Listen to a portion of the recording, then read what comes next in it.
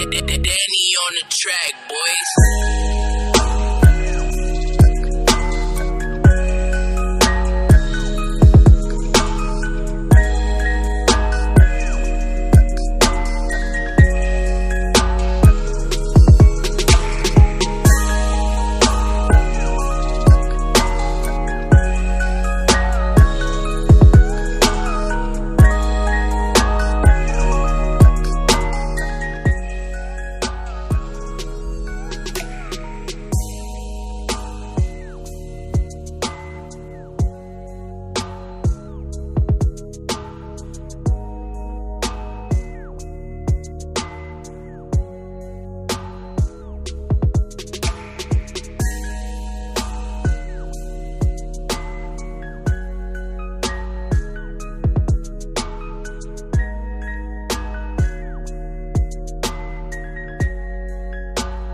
DannyTracks.com.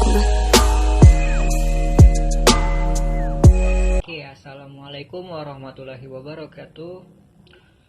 Perkenalkan, nama saya Rizwandi. Saya biasa dipanggil Rizwan. Tempat tanggal lahir saya Simpang 4, atau yang kurang tahu Simpang 4 itu ada di Kalimantan Selatan ya. 13 Oktober 1997. Saya sekarang sedang menjalani prodi di Teknik Informatika di Fakultas Sains dan Teknologi Universitas Islam Negeri Alauddin Makassar. Video ini dibuat untuk memenuhi tugas terakhir sebelum final struktur data pemrograman C++. Adapun materi yang akan saya bawakan kali ini adalah tentang perulangan. Oke, untuk materi pertama, kita akan membahas tentang for.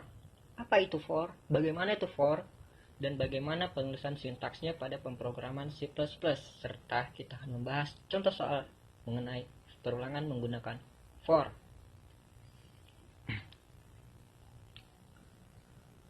For itu biasa digunakan untuk melakukan perulangan yang sudah kita ketahui ataupun diketahui berapa kali dia akan mengulang, dengan syarat ada ketentuan ataupun kondisi yang menyatakan dia berhenti mengulang ataupun dia akan terus mengulang. Untuk sintaksnya kita bisa menuliskannya seperti ini, atau yang sudah ada di sini. Ini adalah sintaks untuk penggunaan for, yang mana di situ ada di samping saya sudah ada di situ inisialisasi, syarat, dan juga penambah ataupun pengurang, atau sering disebut dengan pencacah. Pertama kita jelaskan inisialisasi. Inisialisasi pada for itu digunakan untuk menyatakan keadaan awal atau variabel yang mengontrol. Variabel yang mengontrol ini adalah variabel yang akan mengalami perulangan ataupun penambahan. Yang kedua ada syarat. Ekspresi relasi, adapun di situ ada variabel relasi yang kita gunakan nantinya. Untuk operator relasi nantinya, mungkin kalian bisa cari referensi di internet tentang apa itu operator relasi. Kemudian operator relasi itulah yang nanti akan kondisinya kondisi relasi itu kondisi yang menyatakan kondisi untuk keluar dari perulangan itu, ataupun dia akan tetap berlanjut di tetap perulangan itu. Kemudian ada pencacah. Di sini mungkin di sini tulisannya penambah, tapi bisa juga dia pengurang. Fungsi dari pencacah tersebut ialah mengatur perubahan nilai dari variabel kontrol, di mana variabel kontrol itu adalah ditaruh di inisialisasi. Untuk sekedar informasi bahwa variabel yang dipakai untuk diinisialisasi hanya dikenal dalam perulangan for itu sendiri, tidak dikenal dalam variabel yang lainnya. Oke, untuk contoh soal dari for, ini adalah contoh soal dari for.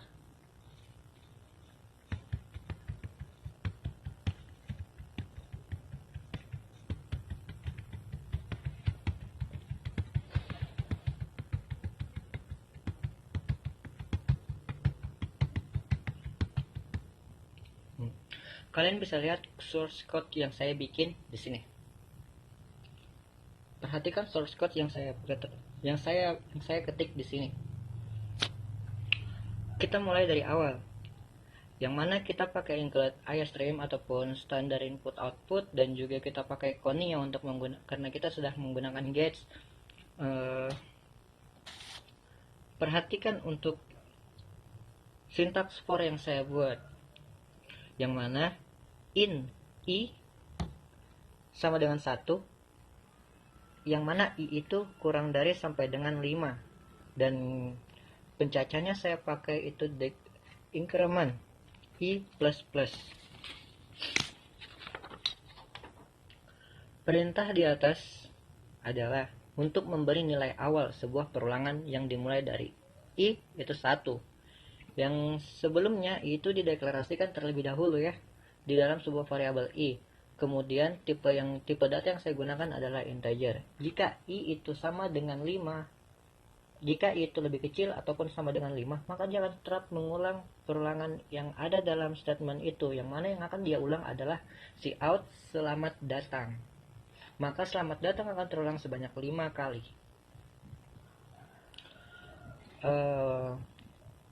Mungkin itu source code dari saya. Lihat output dari contoh soal yang saya bikin seperti ini. Lihat, selamat datangnya ada 5. Itu menandakan bahwa program kita berjalan dengan baik. Perulangan for berfungsi dengan baik. Oke, statement berikutnya adalah menggunakan while, yang mana while ini adalah perulangan yang belum kita ketahui berapa kali kita akan mengulang. While ini biasa digunakan untuk pengecekan password ataupun sistem login pada suatu program, yang mana program ini akan terus berlanjut selama kondisinya bernilai benar, yang mana kondisi yang dalam while itu dia akan mengulang apabila kondisinya true ataupun benar. Untuk sintaks while kita gunakan seperti ini. Ada while, ada syarat, dan juga instruksi.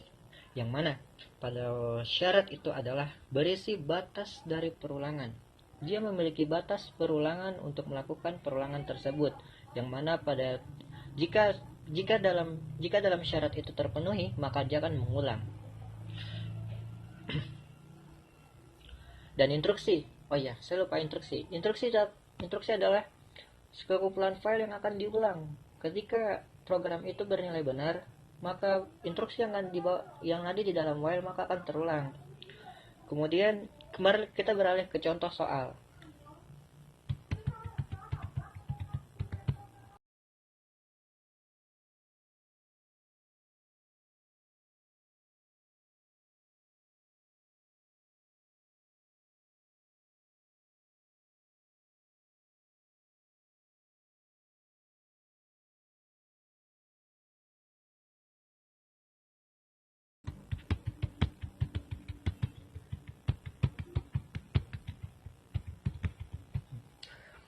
Oke, perhatikan listing yang sebuah.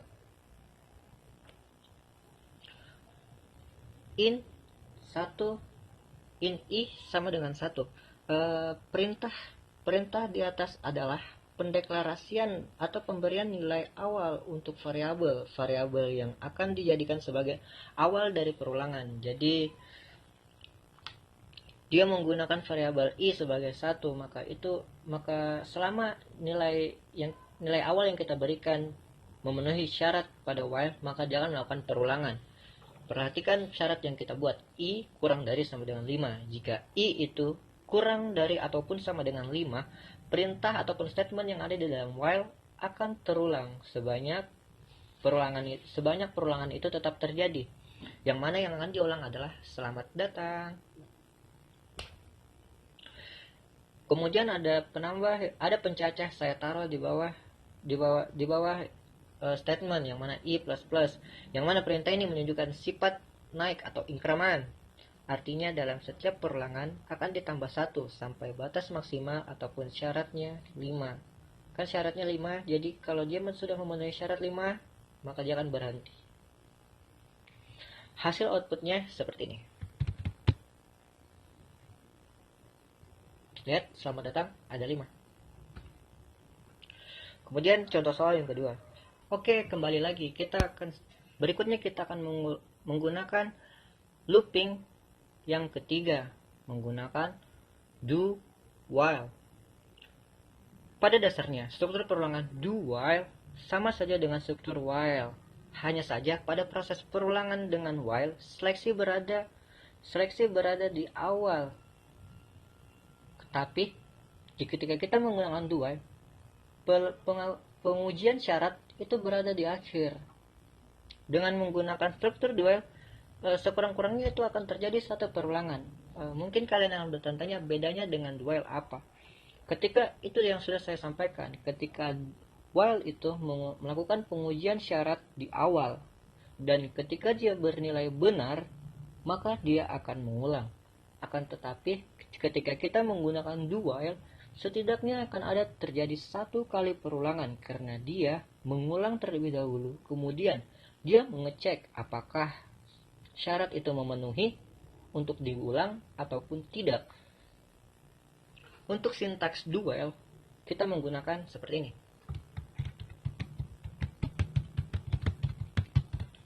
Oke, ini adalah sintaks do while. Yang mana pada do while itu ada do, yang mana do adalah awal dari statement perulangan do while. Kemudian ada instruksi. Kita tahu instruksi terdiri dari program-program kalian ataupun statement-statement kalian yang ingin kalian ulangi. Kemudian ada while dan juga syarat, yang mana ini adalah pengecekan apakah perulangan ini akan terjadi lagi ataupun tidak. Untuk contoh program yang saya bikin seperti ini.